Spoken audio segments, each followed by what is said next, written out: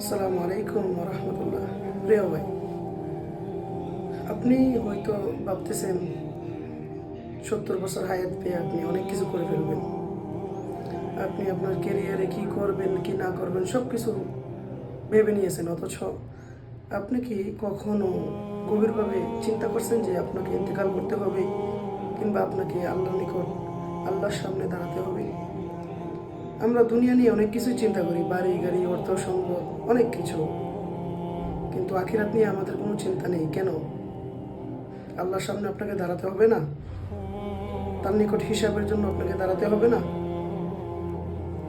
নিজেকে আল্লাহ সন্তোষের জন্য তৈরি করুন। নিজেকে আল্লাহর সামনে দাঁড়াবেন, কিভাবে নিজের হিসাব দিবেন সেগুলো নিয়ে চিন্তা করুন। আপনি যদি আখিরাত নিয়ে চিন্তা করেন, দুনিয়া আল্লাহ তাআলা আপনাকে গুছিয়ে দেবেন। আপনি আপনার খবর নিয়ে চিন্তা করেন, এই মান আমল সব কিছু নিয়ে চিন্তা করেন, দেখবেন দুনিয়াটা আল্লাহ তাআলা আপনাকে গুছিয়ে দেবেন ইনশাআল্লাহ। আল্লাহ তাআলা আমাদেরকে, আমার সকল যুবক ভাইদেরকে দ্বীনের পথে চলার তৌফিক দান করুক, এবং আল্লাহ তাআলা যেন আমাদের অন্তরকে তার দ্বীনের উপর সর্বদা অটল রাখেন।